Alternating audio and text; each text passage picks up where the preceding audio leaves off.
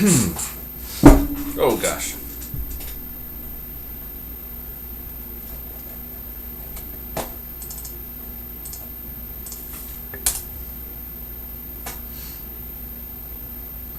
So, hello and good afternoon.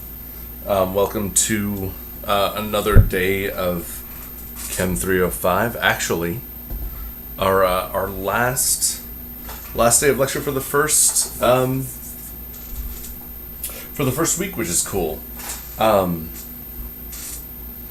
So yeah, 4 lectures in a row. We've got a long day today, or I have a longer day today. I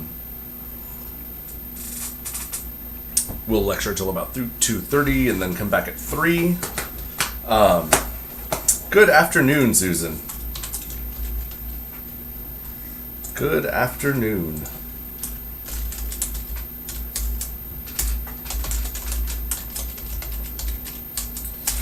Like I was saying, we will be returning we'll be returning at 3, or I will. You have the choice. For our second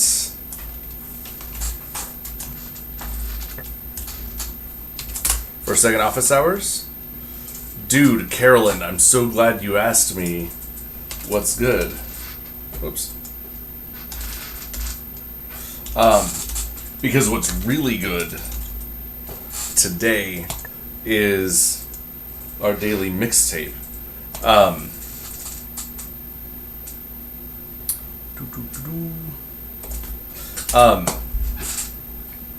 Oh, good, Jen. I'm glad you're on Canvas. I'm so glad you're on Canvas. Excellent. That's really, really solid, because now you'll have the full support of all that we have going on.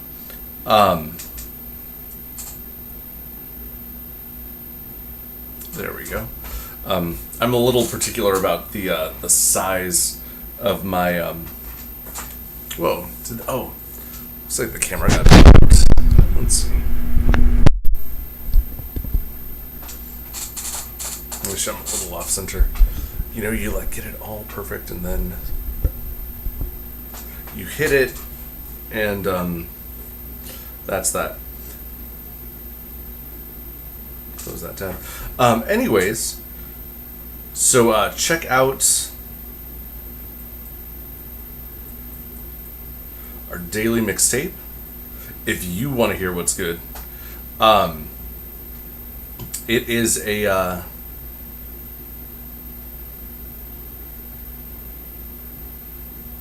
it is an introduction to Queens of the Stone Age. Brianna, you're back blowing my mind with those little cat box emojis.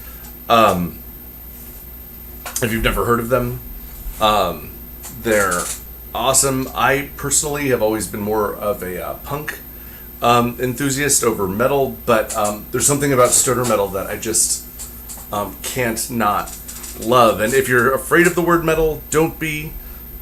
This band has something for everyone. There's a track off of every album except their debut on this playlist. Hit it up on Spotify if you want to if you want something good to send you into the weekend. Okay.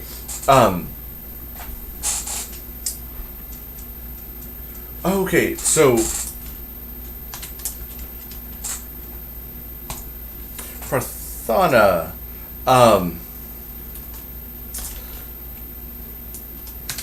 yes, we totally can create a group in Canvas to kind of facilitate communication amongst all of you. I have a question.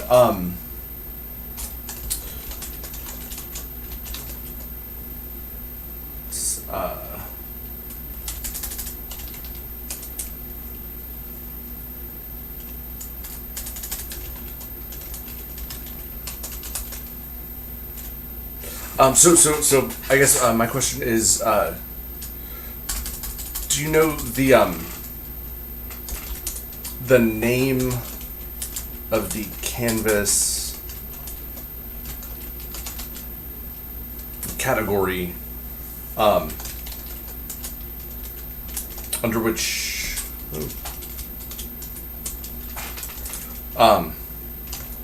can create a group like this. And when I say the name of the category, I'm asking like, what, you know how there's like categories like, oh, under files, under pages, etc. If you've had professors who have done this in the past, what if you could tell me what category where in Canvas I can go to find it? I would be more than happy to set something up, enable some features to allow you all to communicate with each other. That's one thing that I actually didn't cross my mind till just now in seeing your question. Is study groups are easier to form when classes are meeting regularly because you're in the same room, you're in lecture together, you're in lab together, so it's like, hey, let's meet at the library before or after, whatever. So yeah, I'd be more than happy to facilitate. If you don't know, that's not a problem. I'll do some digging after class today. All right, so I know there was an early push in this week for like getting the syllabus quizzes in, all that stuff. You'll get dropped, scariness. We're not quite done with the items, pieces of business that we've got to get, that you have to get turned in. So there is a safety quiz and waiver. This is under assignments in Canvas. And it's not an official part of your grade. You don't have to worry about failing the quiz, or it's worth 0 points, but you do have to complete it in order to stay in the class. You get 3 attempts at the safety quiz. There's a video to watch, and part of the reason why this is here is because being educated about good lab practices, lab safety is part of the learning outcomes of the course. So this is something that we all have to do. The due date for this, was originally in the syllabus. It says it's due tomorrow, if it's not complete, or I think it says it's due. I think it's due tomorrow. I can't remember. It says it's due tomorrow or possibly Saturday. I'm pushing this back to Sunday, 6/14. So if you haven't already, I've seen some of you have watched the safety video, have filled out the safety quiz and returned the waiver. If you haven't, complete it by this weekend. And this is, I promise, this is the last scary, threatening thing. If you don't complete it, you will get dropped. All right, so it's worth no points to put the pressure off, but that doesn't mean it's not important. So please go do it. I'm gonna push back the due date, so you'll have all weekend to get it done. Okay. Oh, let's see here. Interesting question, Kate.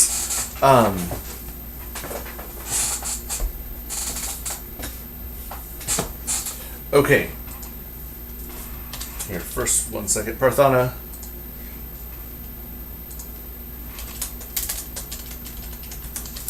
No worries, I will check it out and see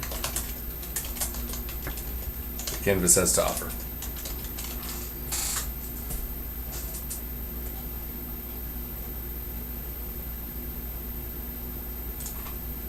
All right, Kate, could you separate a mixture through a chemical process if you wanted to? Kate, that is an amazing question.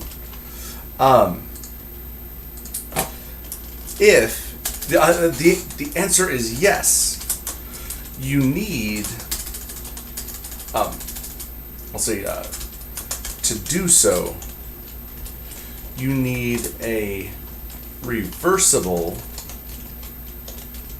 chemical process that only one of the mixture components reacts with.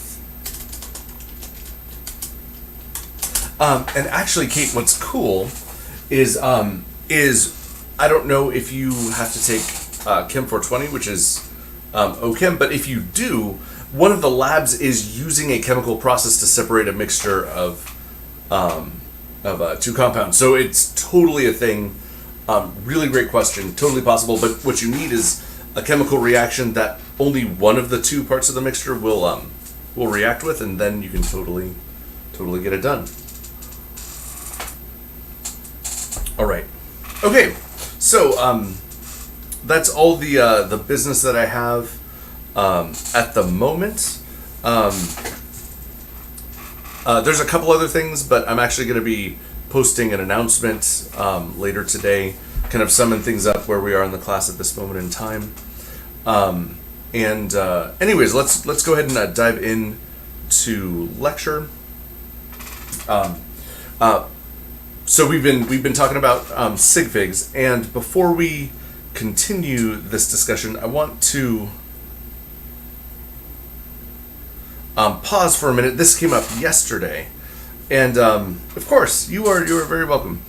And talk about scientific notation. All right, this is something that most likely was covered in your prereq class. Hopefully we've all done scientific notation before, but I just want to go over it so that we're on the same page. All right, so scientific notation. In scientific notation, we let's see. I actually don't like it over here. I want to move it over this way. The lasso tool is not available on most whiteboards. It is one nice thing about lecturing in Photoshop. So scientific notation. In scientific notation, numbers are written as products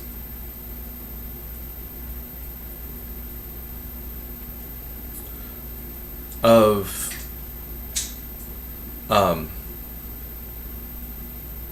tens with the decimal placed after the first non-zero digit.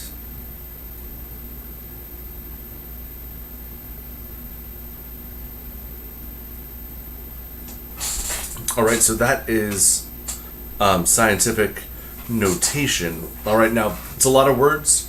What are we talking about? We're talking about, for example, if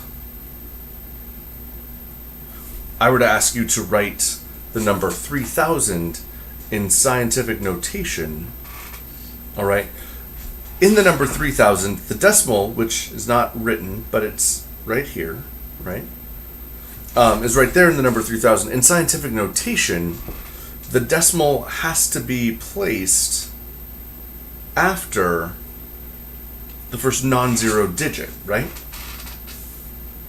Now, 3 and 3000 are not equal to each other, right? These two numbers are not equal. To make them equal, we need to multiply 3 times a power of 10 to make them equal. Now, 3 times 30 is, 3 times 10 is 30. 3 times 100 would be 300. We need 3 times 10 to the third, or 1,000. Now, a very user-friendly way of figuring out what your exponent of 10 should be is if you take your decimal and move it over. Count the spaces. 1, 2, 3. All right? You move it over 3 spaces to put it right behind this 3. So then in scientific notation, this would, the 3000 in scientific notation will be 3 times 10 to the third. All right? That's how you write a number, take a normal number in its standard form and write it in scientific notation. The reason why we use scientific notation is often we're using numbers that are gigantic, right, or numbers that are tiny, and rather than write a bunch of zeros, we can just write times 10 to the third, and it takes care of things. Now, something to note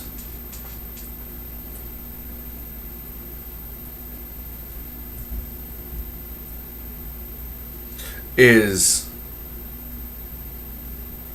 scientific notation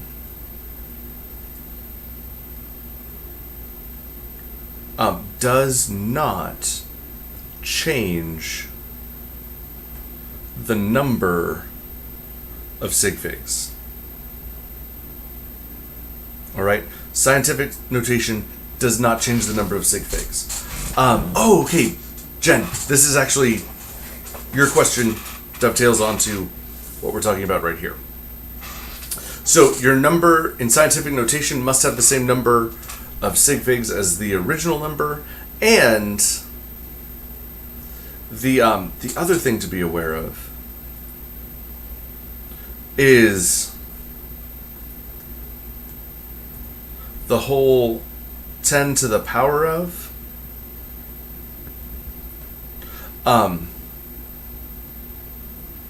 does not add any sig figs. All right, so your power of 10 doesn't contribute any sig figs, and your number must have the same amount of sig figs before and after. So when you look, so Jen, this is getting to your question. When you look at the number 3,000, we have one non-zero digit, and now zeros are significant under two conditions, right? Under two circumstances. One, if they're in between significant figures, they're significant. And two, if they're at the end of the number and to the right of the decimal, they're significant. And here, on my pen, none of these zeros are to the right of the decimal and the end of the number. None of these zeros are in between significant digits. So our answer in scientific notation, because this only has one significant figure, can only have one significant figure. And if we were to write it as 3.0, it would have two significant figures. So in this instance, this is would be 3,000 in scientific notation. Does that make sense?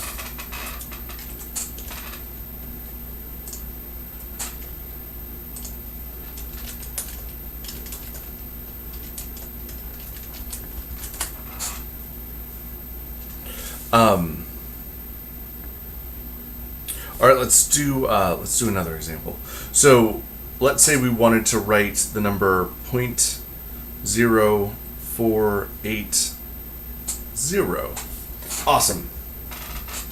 Cool beans. In scientific notation.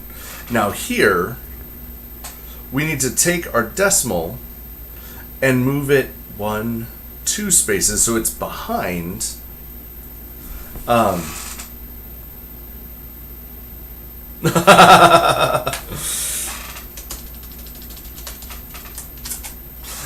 you got to move this behind the first non-zero digit, which is 4.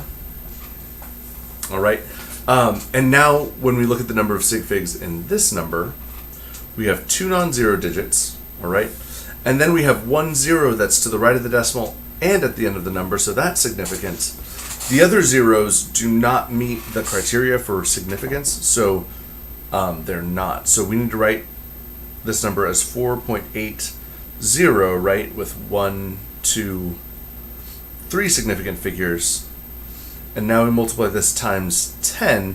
Now here's the deal. Since we moved this to the right, since we moved it in the opposite direction of the last example, this will be times 10 to the negative 2. All right. Now, if you're wondering why is that? Why isn't it 4.80 times 10 to the 2? Well, if you punch this into your calculator, 4.80 times 10 to the 2 is 480, right? And this is not what we started with, right? Not what we started with here. So that's why 4 times 10 to the 2 is incorrect. It's got to be negative 2 because the value for a number isn't changing. Cool? All right. So that's how you write numbers in scientific notation. The reason why we need this is for examples like we did yesterday. So let's do an example problem.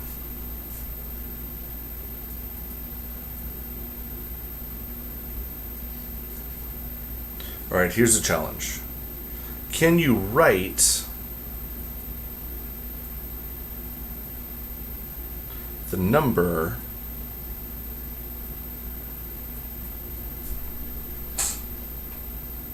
let's do 5,000. Can you write the number 5,000 with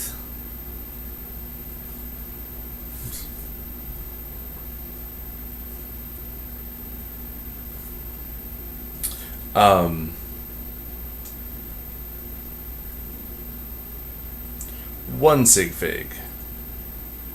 B, we're gonna do a few of these. Can you write it with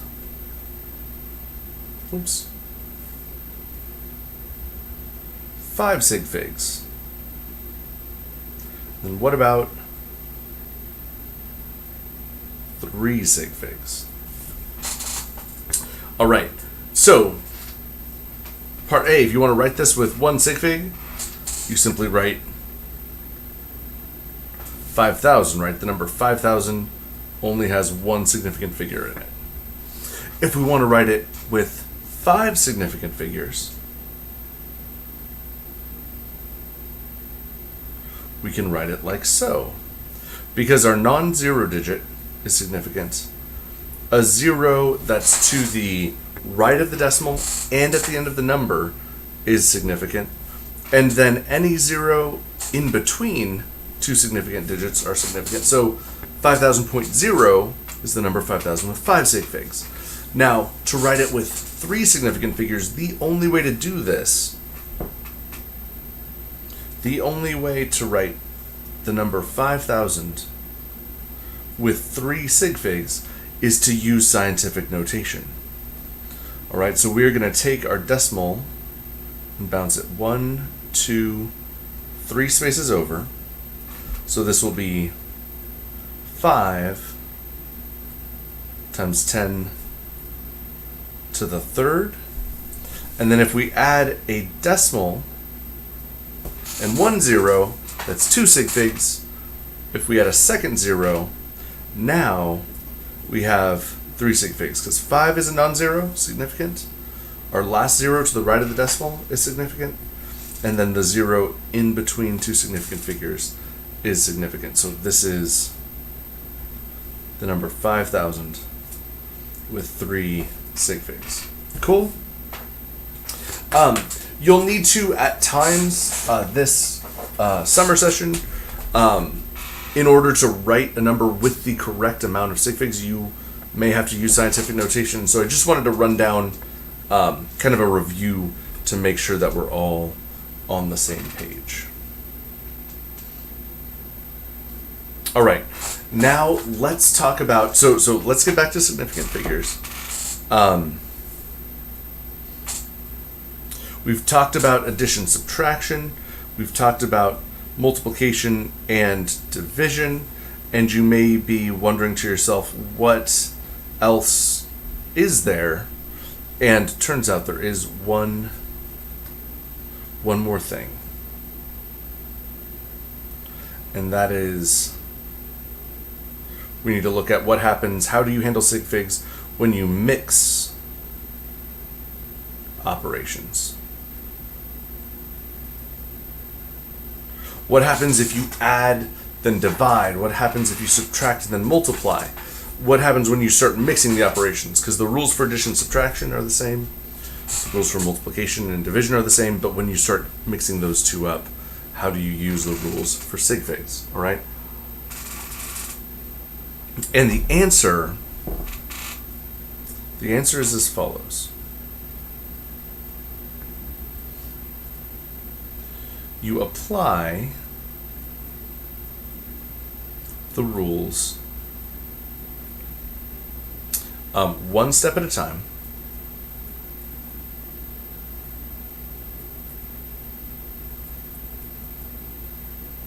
following algebraic order of operations. Ooh, ogre of operations. Order of operations.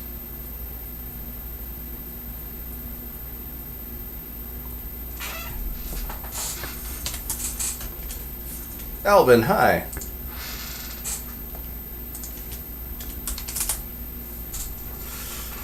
Okay, yes, yeah, Brianna, yep, totally. This is that thing. We are here to get that piece of business done. All right, so let's do a few examples.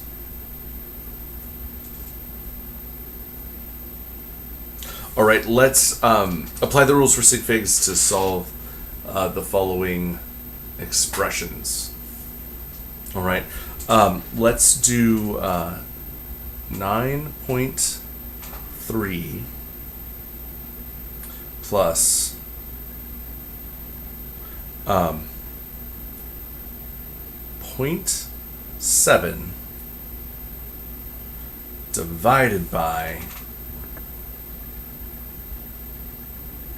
13.2. All right, so here's the deal.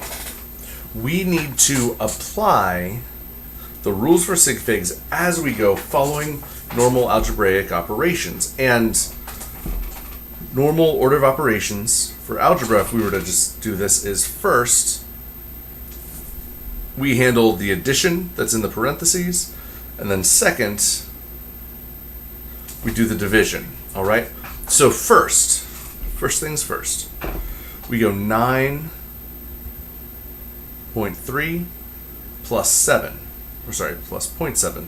It'll make a difference.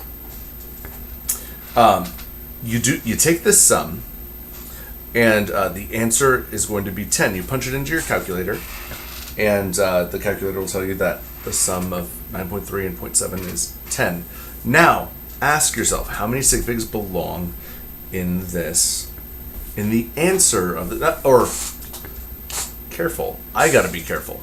You don't ask how many sig figs, you ask what are the rules for sig figs. And here we're dealing with addition, right? So addition means we look at the precision of each number. And the last significant digit in 9.3 is in the 10th place.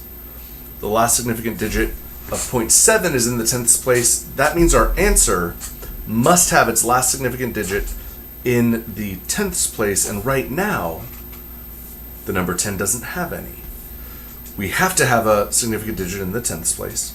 So we're going to, our correct answer with the correct sig figs will be 10.0. All right, that was step 1, algebraic order. Now let's do step 2. Step 2, we now have our numerator, which is 10.0, divided by the denominator 13.2. Now, I don't know about you, but I can't do this in my head. So let's bust out our calculators. 10 divided by 13.2 comes out to be, a repeating number, 0.757757575575. Well, it goes on forever, but I don't have to write it forever, right? Because I just did a division, and the rules for division are, look at how many sig figs are in each number. My answer has to have the same number as the one that I used with the least. My numerator has 3 significant figures. My denominator has 3 significant figures, so my answer must have 3. And I count off the first 3. 1, 2, 3. Our 5 is going to round up, so our answer will be 0.758 is the correct answer with the correct number of sig figs. Cool? So that is our first example of mixed operations. Does anybody have any questions so far?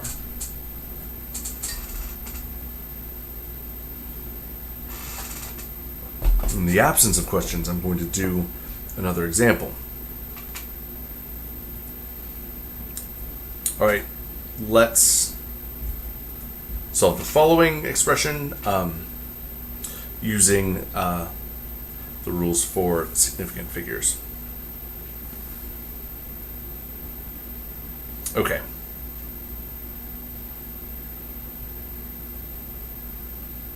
$14.0 plus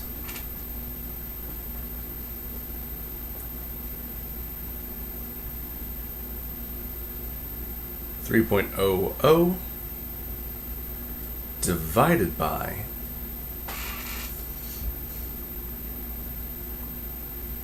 5.094 minus 4.821. All right. Now, here in this expression, we have several operations, right? We've got the sum right here. We have a division right here, and we have a subtraction. All right. Now, order of operations tells us that first we need to simplify our denominator, right? We need to solve that subtraction. Second, we're going to have to do this division, and then once we know what this expression is worth, third, we'll handle that sum. All right. So first off, we take 5.094 minus 4.821. And I'm going to use my calculator. 5.094 minus 4.821. My calculator tells me that this difference is 0.273. That is my value. Are my significant figures correct? And because we did a subtraction, we look at the precision. 5.094 is precise to the third decimal place, as is 4.821. And my answer, my value, is precise to the third decimal place, so no rounding is needed. That is the value for the correct value and the correct sig figs for that, taking that difference. 2, now that we know what our denominator is worth, we can solve, switch back to black. We can solve 3 divided by 0.273.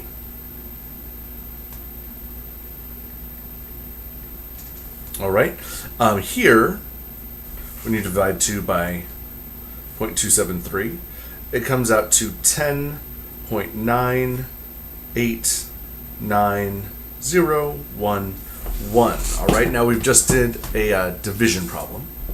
So here, we look at the total number of sig figs. We have 3 in our numerator, 3 in our denominator, so our answer must have 3. 1, 2, 3. Now when you look at 8, 8 is going to round up, which makes that 9 a 10. So after rounding, our answer rounds to 11. But let me ask you a question. How many sig figs does 11 have? 2. How many sig figs does must our answer have, is the question. And the answer is 3. So to make 11 have 3 significant digits, we're going to add a 0.0. Oh, okay, hang on, we got a question. Wouldn't you do the addition first, and then the subtraction, and then the division? So Susan, actually you wouldn't, and here's why. So I'm going to Here. Here's why you don't do the addition first. Yes, Jen, that is correct. That is correct. So when you look at what the addition is, it's 14.0 plus 3.0 over 5.094 minus 4.821.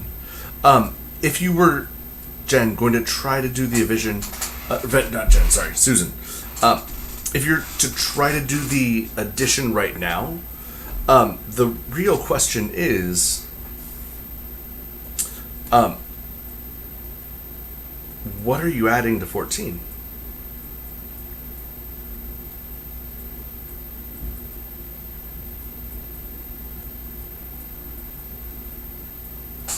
Right?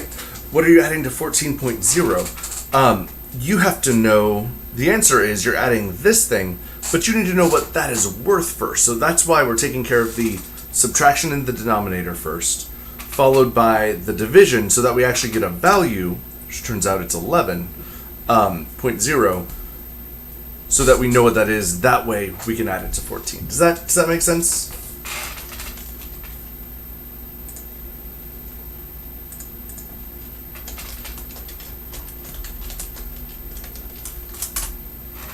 Okay, Prarthana, let's see. Why do we round in between? Can't we do it at the last answer? Okay. You can wait to round at the last answer, but you always apply the rules for significant figures as you go. So you can wait to round to the end, but you have to apply the rules for sig figs as you go. If not, you'll often come out with an incorrect answer. All right. So let's finish this problem. So we did step number 2. Let's look at, let's look at number 3. All right, finally, now we have 14.0 plus 11.0. You punch this into your calculator and it'll tell you the answer is 25. All right, but then the question is, are sig figs correct? And both 14.0 and 11.0 are precise to the tenths place, that first decimal place. So we need to add a 0.0, and that is the correct final answer. Okay, yes, Susan, totally. It's the reason why those, totally. If 14.0 and 3 had been in a parentheses together, then you do that first. But since they're not, that's where the division changes things. All right, and so Prarthana, so your question, why didn't we round 0.273? When you take the difference of 5.094 and 4.821. The answer is 0.273. The reason why we don't round is because the last significant digit in both numbers here is in the third decimal place, and 2.73 has its last significant digit in the third decimal place, so no rounding is necessary. That answer automatically had the correct amount of significant figures, so we did not have to correct it there. Does that make sense?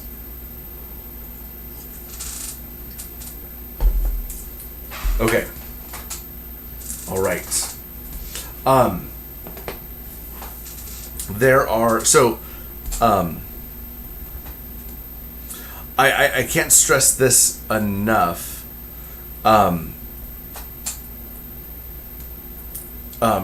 This type of thing only comes with practice. So you want to do practice homeworks. for this business. It won't go away if you're kind of being tempted to kind of take the ostrich approach and like, oh, what if I just put my head in the sand? I might not get this, but I'll do fine on everything else. This is going to be clutch. All right, this will not go away. That being said, you do have a little bit of time to kind of get used to it, because this course tends to be concept heavy at the beginning and then math heavy about halfway through. So you've got a little bit of time to practice, get this under your belt, but hit up the practice homework, get a lot of reps in with sig figs. Oh, Parthana, let's see. Can you explain step 2? Yes. Okay. So when you look at, so for step 2, we've got, oops.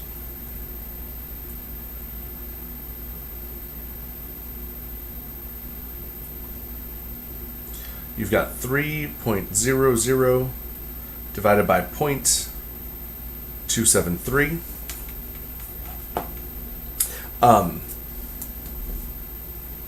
When you divide one by the other,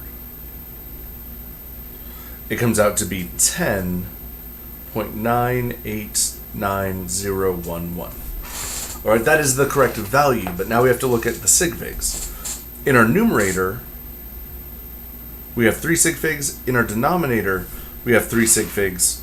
So our answer has to have 3 significant figures. Now 8 rounds up, right? It's going to round up, so we add 1 to 9, which 9 becomes 10, so it adds a 1 there. So when you round that 8 up, it bumps the 9 up, and so the answer is 11. But 11 only has 2 significant figures, so we have to add a 0.0 to get that third significant figure in there. So that is how we arrived at 11.0, and that is the reason why our final answer had 3 sig figs, because we had that with 14.0. All right. Okay. How are we doing? We're doing all right. So we're almost done with chapter 2, which is great. We're right on track. We need to talk a little bit about unit conversions.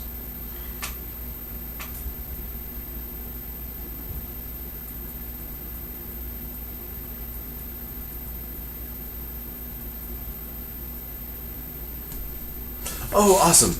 No worries. I'm glad I was able to help. All right, let's talk about unit conversions. So we've already mentioned the metric system, how there's different units using prefixes. Let's talk about how to use them. So unit conversions are something that you're going to be doing a lot of in this class, especially in lab and the second half of lecture. So I want to cover it for a little bit. So first, let's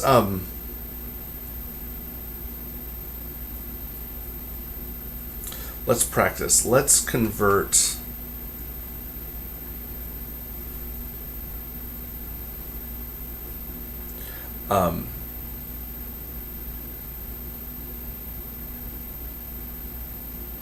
let's see. Awesome. 400 centimeters to meters. All right. Anytime you're doing a unit conversion, you always set these up the same way. All right. So we're given 400 centimeters, and here we want to convert these to meters. All right. Now, to do a unit conversion, you want the unit you start with to cancel. All right. You want to cancel out what you start with, and you want to be left with what we're going after. To cancel centimeters, then, we need to put centimeters in the denominator of our unit multiplier, and we need to put meters in the numerator. All right. Now, centi is a prefix that means 10 to the negative 2. You can always look it up, but this is one of the ones that I suggest you memorize because you just want to know it off the top of your head. And that means that 1 centimeter is 10 to the negative 2 meters, all right? So we put the 1 by the modified unit, the one with the prefix, and then the unit multiplier, the 10 to the power of whatever, goes next to the base unit, which is meters. Now here, centimeters cancel. We're left with meters, which is good, and now we punch this into our calculators. 400 times 10 to the negative 2 is 4. So 400 centimeters is 4 meters long. Now, we need to talk about our sig figs, all right?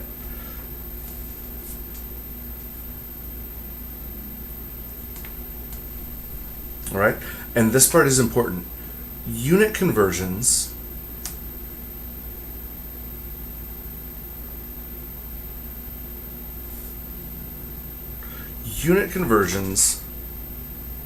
within a system.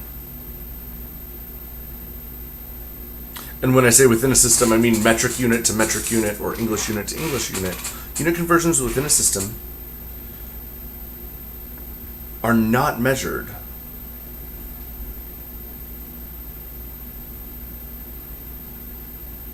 They're not measured. We say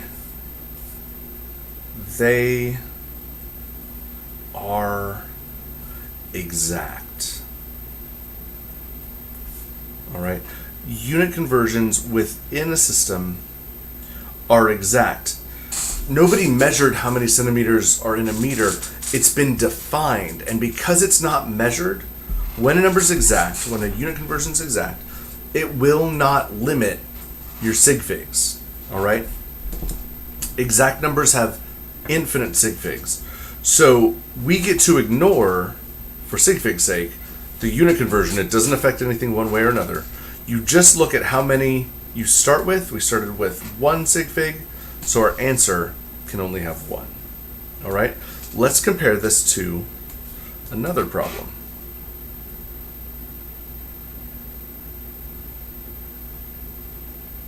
Oops. Nope.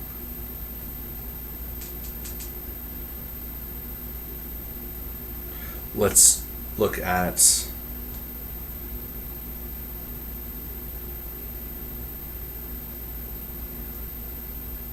.0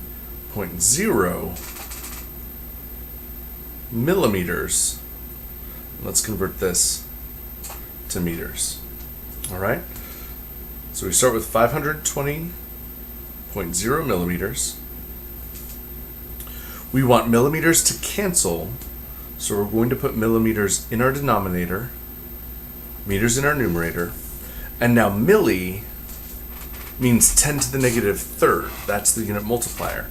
So 1 millimeter is 10 to the negative 3 meters. Kate. Great question. As long as you are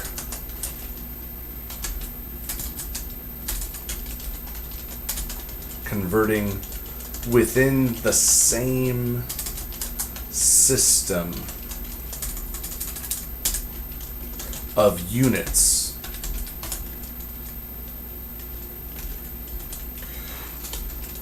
you just need to make sure that your answer has the same number of sig figs that you started with. Yes, Samantha. So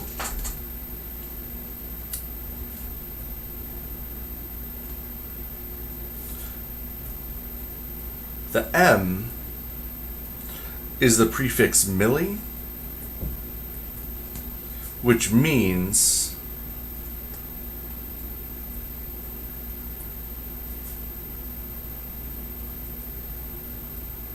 10 to the negative third, or in 1 millimeter, there's 10 to the negative third meters.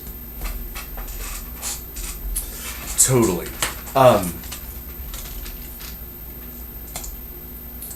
So if you are converting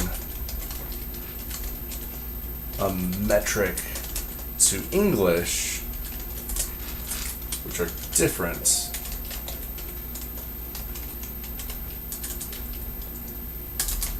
systems, you apply the rules like normal.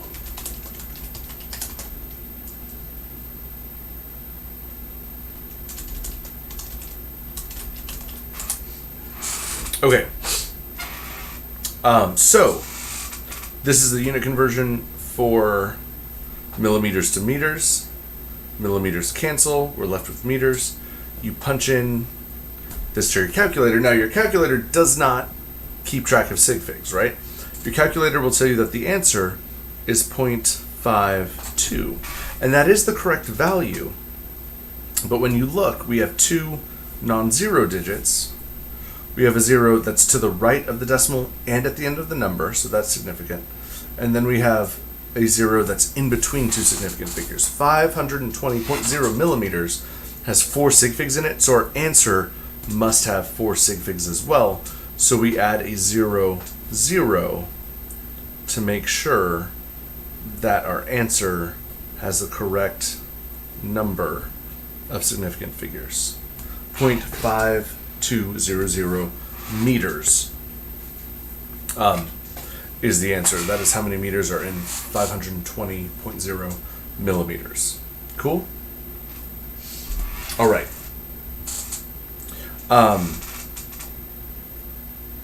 Okay, now, how about this? Can you convert 612.5 inches to centimeters? All right. Now, this conversion is not based on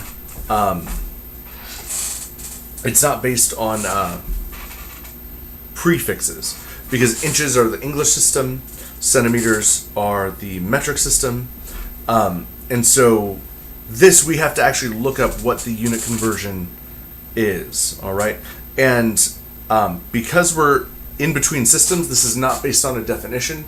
This is actually a measured quantity, and it turns out that 1 inch is equal to 2.54 centimeters. Now, this number right here is exact. That one will not limit your sig figs, but this number, this 2.54, is measured. That is a measured quantity. This number only has 3 sig figs that can potentially limit our answer. With that in mind, let's do the conversion.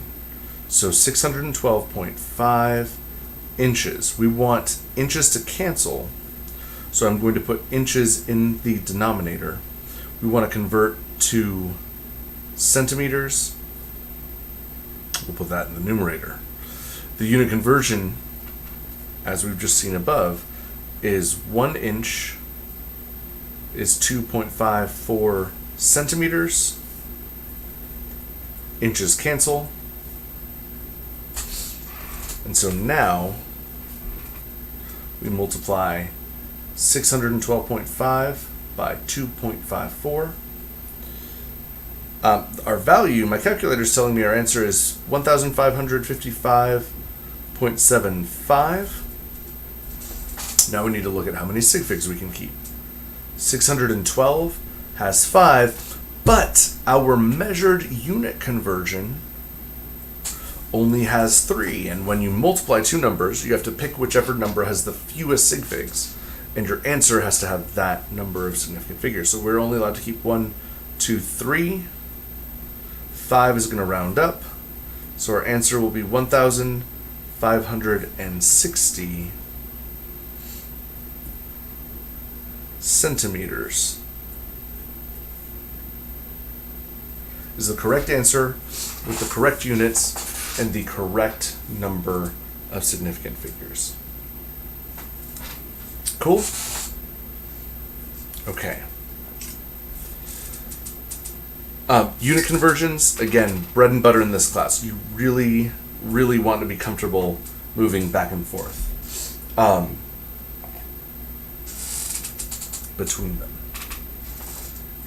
All right, now,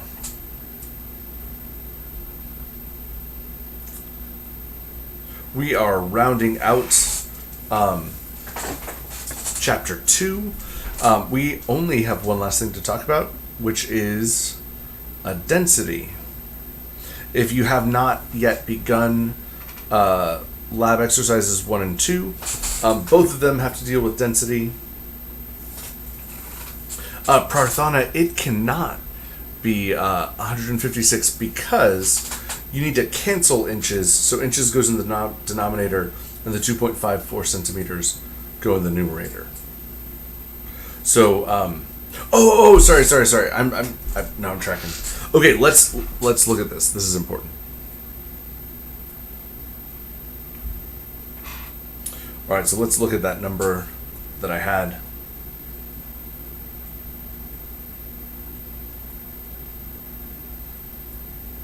And here we need to round to 3 sig figs, right?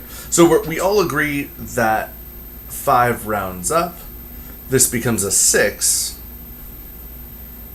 So 1, 5, 6. But look at this. When you look at these numbers here,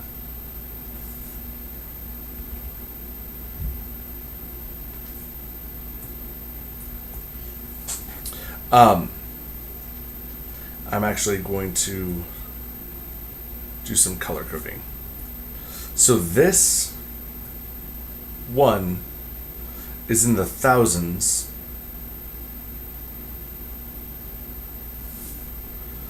This 5 is in the hundreds. And this 5 is in the tens. All right? If you write your answer as 156 centimeters, the reason why this is wrong is because your place values are all off. Now this is in the hundreds.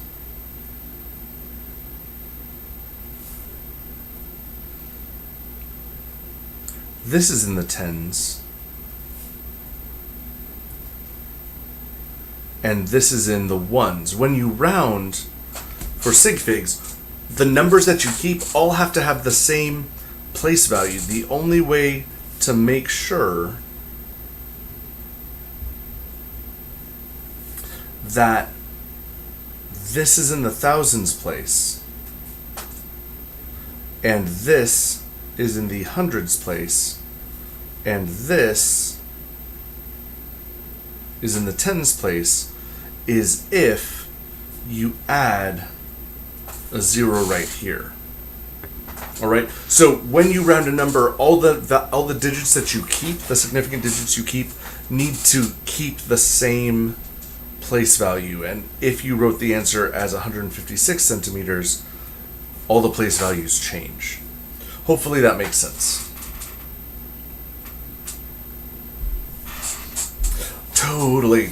Okay. Awesome. I'm glad we're on the same page. Okay, let's talk about density. All right, let's talk about density. Density is a ratio of the mass contained in a substance to its volume. All right, density. Oops. Nope. Let's go over here. Density is equal to mass divided by volume. The units for density are really any mass unit over any volume unit. It's common to see density as grams per milliliter, grams per liter, grams per cubic centimeter. These are all very common density units, all right? And so density provides a lot of different problem types, a lot of useful problem types. Let's do a few examples.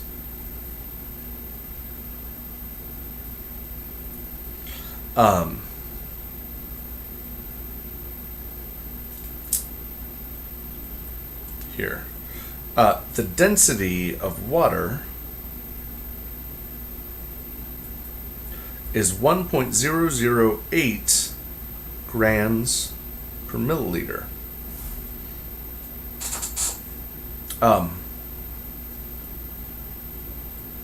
What is the mass of a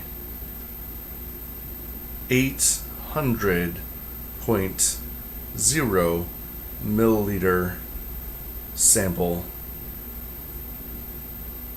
of water? All right, here's a great kind of intro problem. Now, whenever you're asked to do a problem, whenever you're asked to solve a word problem, all right, the first thing you want to do is identify what you're trying to find. All right, what are we trying to find here? And the answer is right up in here. What is the mass? All right, we need to find the mass of H2O. That's what we're after. Once you know what you're trying to find, list out what you're given. All right, what are we given in this problem? One, we're told the volume.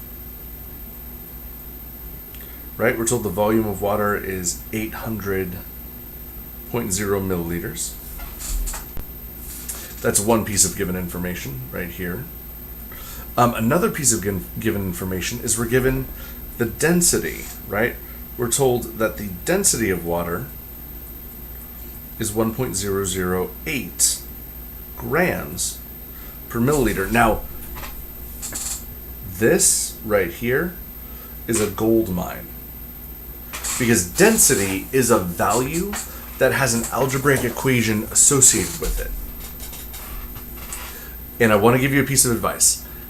Every time you're given a quantity that's part of a larger algebraic expression, write that expression down, because that equation will be a roadmap to solving the rest of the problem.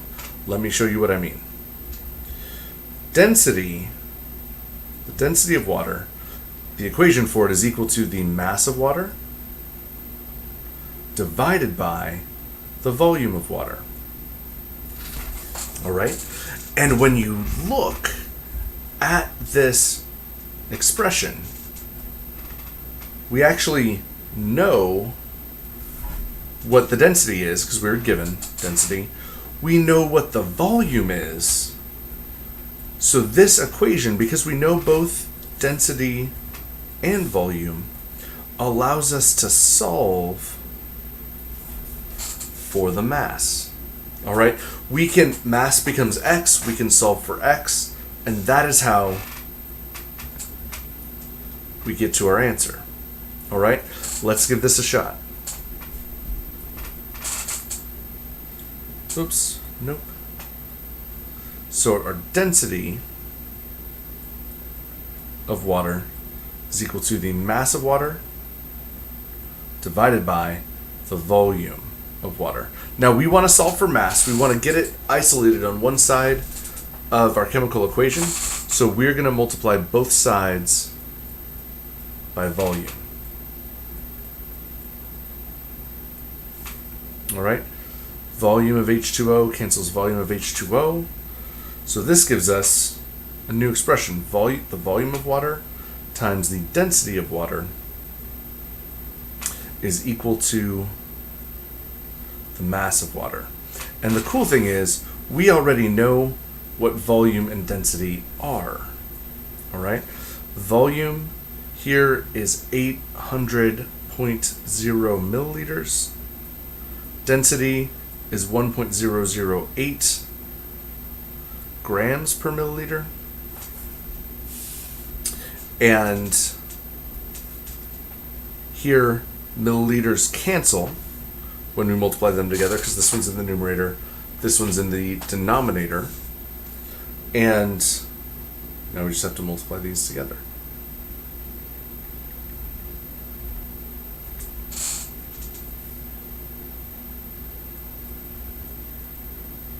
Mass of H2O is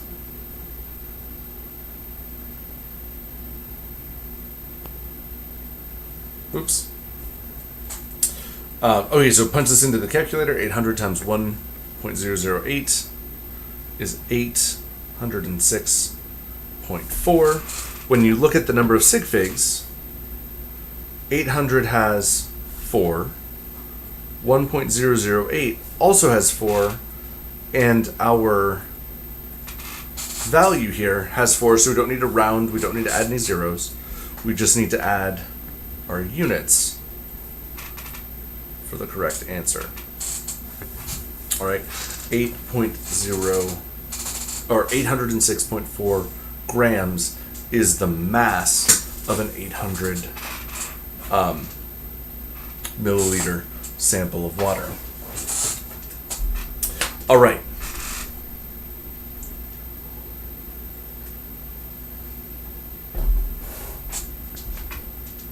Cool? Questions?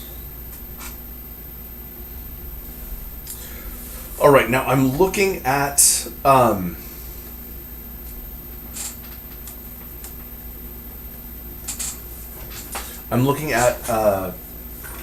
our chapter 2.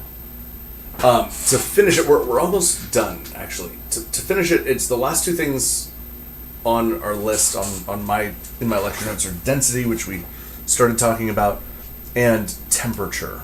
All right. Now here's the thing.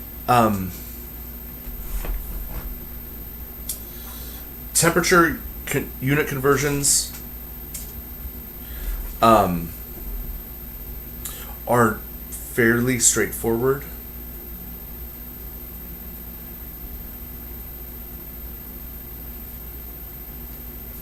For temperature unit conversions, you just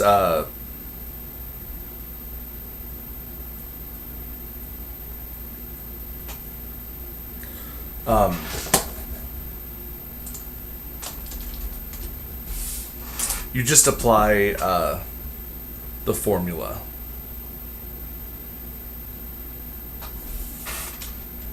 All right, you just look up the formula for whatever conversion you're looking for, Fahrenheit to Celsius or Celsius to Kelvin, and you just do the chemical formula. For density,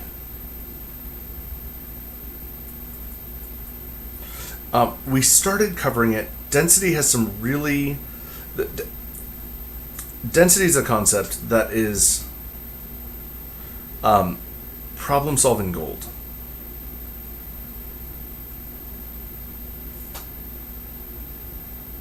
All right, it's a early example of how we can use problem solving in chemistry. I think it gives us our first really few good reps with problem solving, deconstructing a problem to find the information that we need to use to solve it.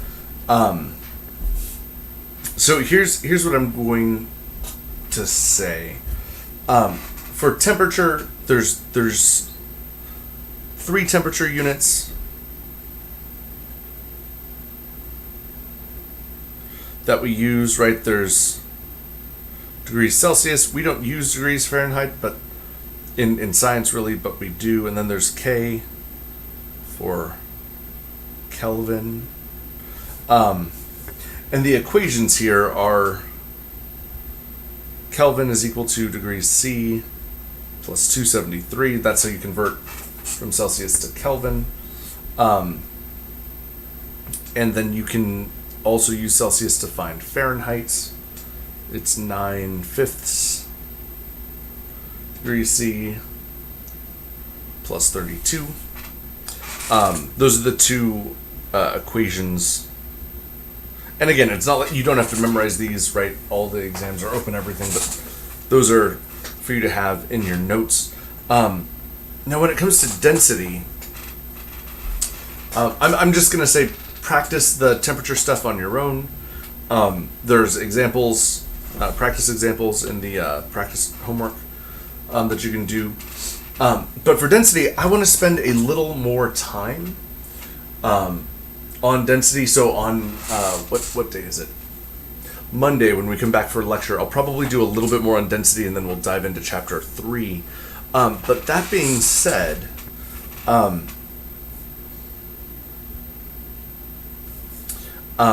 I am going to throw together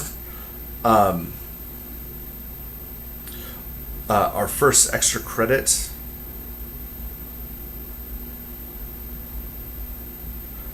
assignment of the session.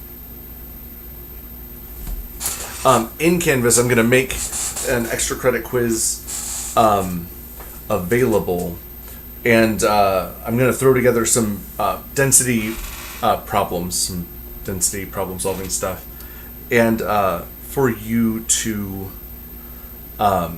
figure out. And the problems in this assignment will be harder, probably on the same level or maybe a little bit harder than the one that I just did, but that's part of the challenge. See if you can figure these out, see if you can solve them. I'll have more information on that once I throw it together. I've only just begun kind of outlining it. So anyways, yes, totally. So, and it's just going to be something that hopefully you'll be wanting to do anyway, which is just getting some practice in with the concepts. So anyways, that is where I'm going to call things for today.